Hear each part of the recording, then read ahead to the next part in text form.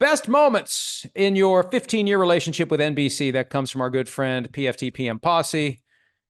Yesterday was the 15-year anniversary of the moment the switch flipped from PFT as an independent operation to housed on the NBA system. I think the best moment for me, there are several.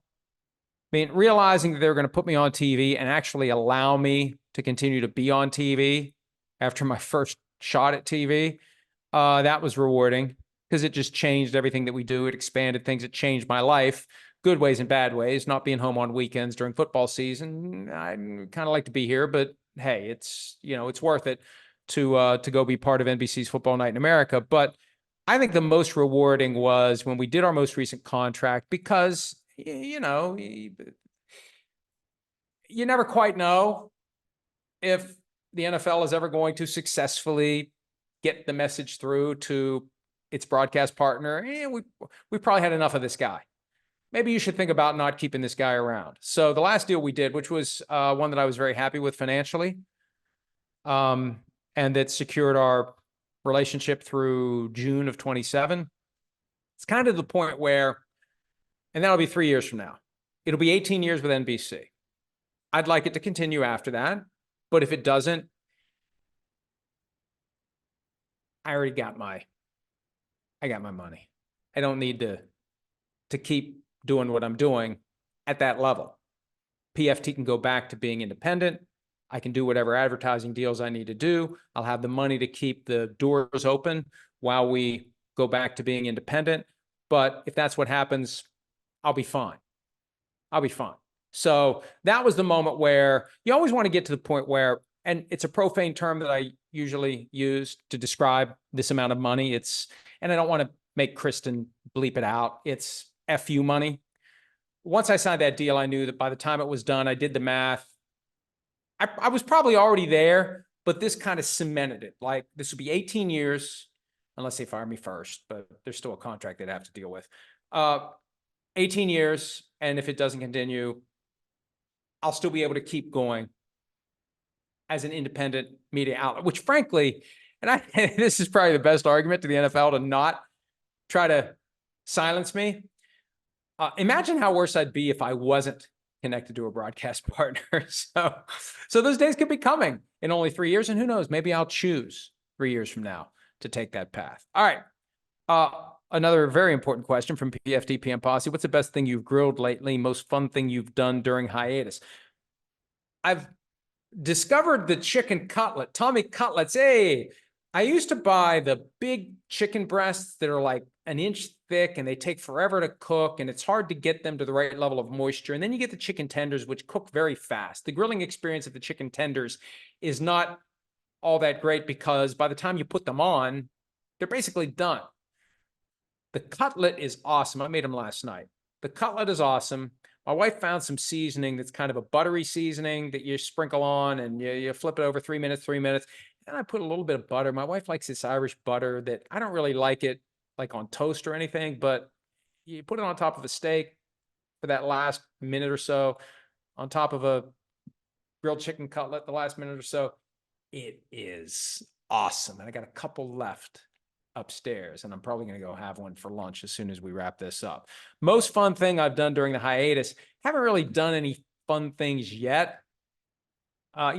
What happens during hiatus is that's when I spend time paying attention to the things I don't have time to pay attention to during the regular grind. So it's medical appointments, it's annual physical, it's other issues that need to be addressed. It's things that I probably won't get to, that I want to get to, that I'll kick to next year during hiatus. I spend a lot of time on the fiction project. Son of Mine is done and sent to the printer. That's due to come out September 3rd. I've got another one that I'm working on that I want to get done before the end of hiatus. I'm about 35,000 words in. And the process for me, I apologize if I'm repeating myself, but the process goes like this. I just sit down and see where the spirit moves me. And then after about 30 to 40,000 words, I look at where I've been and I figure out where it's going and I make it all work. And I think it works usually. it's up to the reader as to whether it does. So I've got one going on now that I'd like to get done at least by the time football season starts, so I can focus on football, and I'll probably dust off a couple of the ones that have been sitting around and try to clean those up.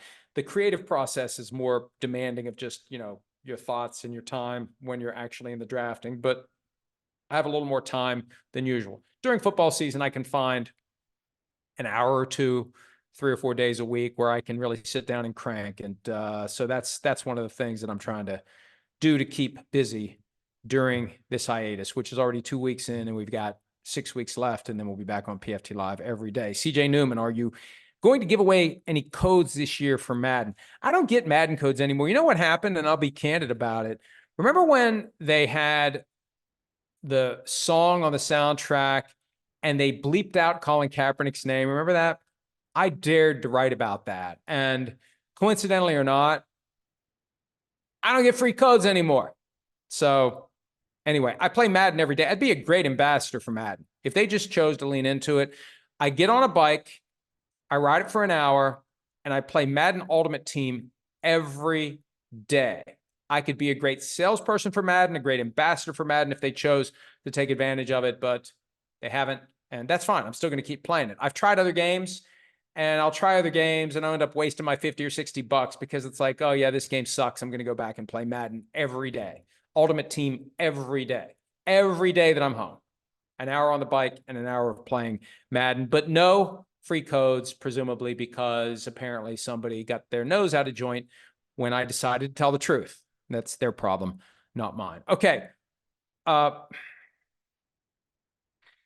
these are some random questions. CJ Newman. Did you use AI to come up with these questions? Did you put in most random football questions I can ask?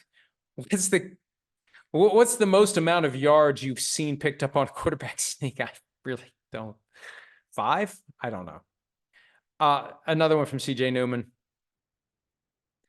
What's the kickoff going to look like in Madden this year? I imagine there won't be many plays for it available. Look, the kickoff is going to look like it looks in the NFL.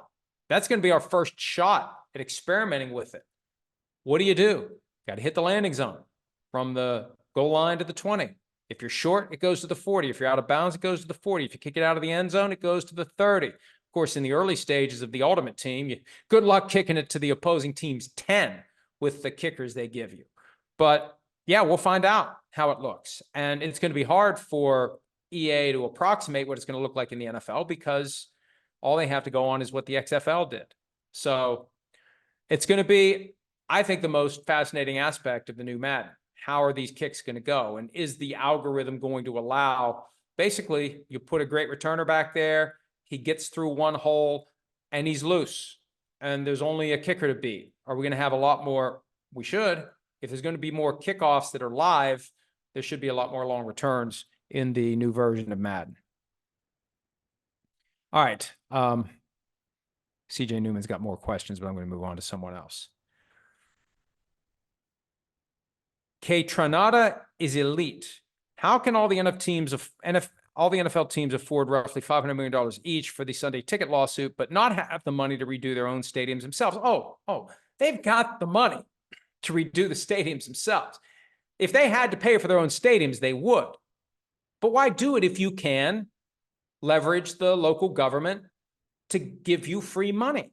And you make all these arguments, we did this study about the economic impact, or hey, maybe we'll move. Oh, we can't be the politicians responsible for the sports team moving, so let's give them all the money, even if the electorate would never approve of this. If it was ever on a ballot, they'd say no. Just look at what happened in Jackson County, Missouri. But we'll do it. Come to us. I mean, Missouri is going to try to find a way to go around the will of the people and let the elected officials put the money together to keep the Chiefs from going to Kansas City, or from going to Kansas City, Kansas, possibly, but going to Kansas and leaving Missouri.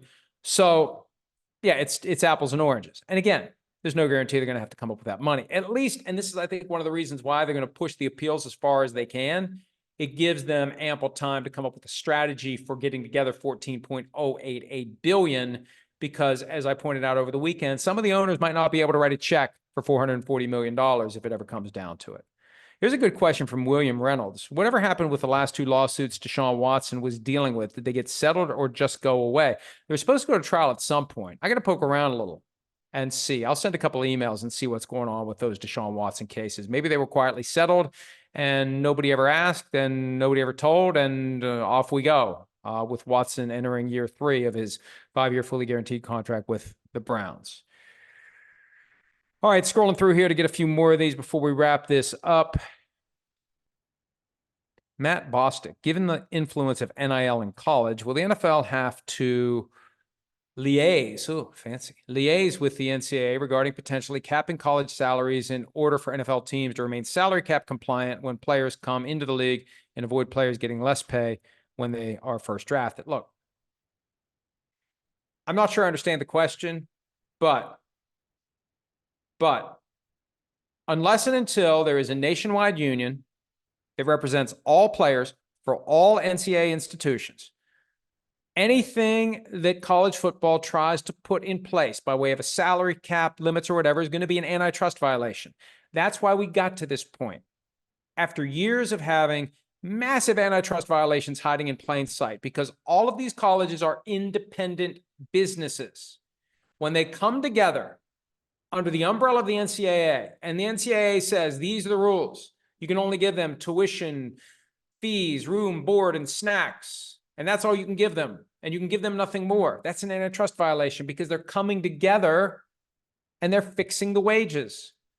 Anything that fixes the wages, unless there's two ways out of this. One, Congress gives them an exemption to the antitrust laws. Two, they create a multi-employer bargaining unit that unionizes all NCAA football employees, and they create a CBA like the one in the NFL, which has salary cap, minimum salary, maximum salary, trade terms, draft, free agency, whatever it may be. They can come up with all the things that if the NFL didn't have, the NFLPA would be antitrust violations. So the NFL, I think, would be very wise to just leave it alone and not potentially commit antitrust violations by getting involved with what the NCAA is doing with its players/employees.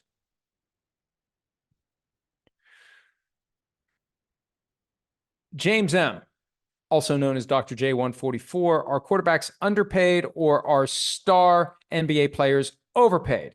Jason Tatum, making more than basically every quarterback with his new contract. NFL gets way more eyeballs than the NBA, but there are 53 guys on an NFL team and many fewer players on an NBA team. Is that why? This comes up every year when we get into NBA free agency. And here's Jason Tatum with 64 or 65 million per year, fully guaranteed on a 5-year deal. Fully guaranteed, 65 million a year. 10 million more than the highest paid new money NFL player. And I think Tatum's is not just new money, it's 65 million at signing, I think. I look at him and I look at Patrick Mahomes. And I've said in this spot recently that Mahomes should be making 100 million a year. His value to the sport is 100 million a year, to the entire sport. Look at Mahomes and look at Jason Tatum. In what world is Jason Tatum, who I think a lot of casual fans probably don't even know who that is? I don't pay much attention to the NBA. When it was time for the finals, I didn't know who Jason Tatum was. Now, again, I'm as casual an NBA fan as you can find, but I would say even the most casual NFL fan knows who Patrick Mahomes is and has seen Patrick Mahomes do what he does. 200 million watched some of the most recent Super Bowl. The average audience, I think, was like 120 or something like that. People know who Patrick Mahomes is. Patrick Mahomes is the ultimate ambassador of the National Football League. He should be getting paid a lot more. The best players in the NFL, the most visible players, most important players, I know this will never happen. There should be a separate fund that rewards the faces of the game. If you are one of that handful of players that is the straw that stirs the NFL's drink, you should be getting paid by a separate fund. Mahomes should be getting 100 million a year. Justin Jefferson should be getting more. The best of the best, the most visible, viable players. Good luck coming up with a reliable system for deciding who that should be. There'll always be an argument about it beyond Patrick Mahomes. So Yes, NBA teams are smaller. They play a lot more games. The NFL still generates more revenue. We see this argument every year. Guaranteed contracts and NFL players should be making more. So, look, when they come and ask for 18 games, this is your chance. NFLPA. Hey, why don't you respond by saying, we know you guys want to go to 20 anyway. Let's just go to 20 now. Here's our proposal. We'll go to 20. And this is what we want. We want 75% of the revenue, not 50%. We want to come up with a situation where the players collectively hold equity in the league. That there's a way that the NFL reconstructs so there is basically a 33rd franchise that is owned by the NFLPA. Come up with something like that. Go all in, but get more. Find a way to get more. The players are doing the best that they can when you consider if push comes to shove, the owners will shut the sport down and live off the money they already have, and the players won't. Maybe that imbalance is the reason why NFL players aren't getting more. But if you want more, play more games. They want to go to 20. Let's just get nuts. You want to get nuts? Let's get nuts. Let's go to 20. And let's make a lot more money on the way.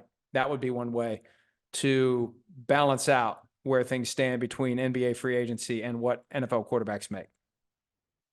Matt Kavner, if the judgment against the NFL is upheld in the Sunday ticket case, could it have an effect on the salary cap for that season when the payment is due? No. Just so we're clear, no. It won't affect the salary cap for the money going out. The only way it potentially affects the cap is if the NFL has to change the model to the point where it would cause revenues to decrease. The revenues are what drive the salary cap. But, I mean, come on.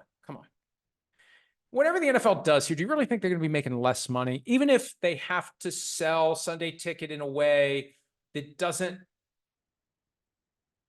maximize the fee and potentially reduces the value of the CBS and Fox Sunday afternoon packages, do you really think they're going to make less money? Do you really think that? No, it'll be fine. They'll be fine. All right, I should wrap this up because it's been almost an hour. Some of these questions I see, it's good. You're popping up the questions again and again. I'll get to them eventually. Let me just see if there's one more we want to finish with. I keep hitting the wrong button and screwing up the texts, not the text, but the tweets. Let's see. Come on, give me one more here. Give me one more. How do we fix the U.S. men's soccer team?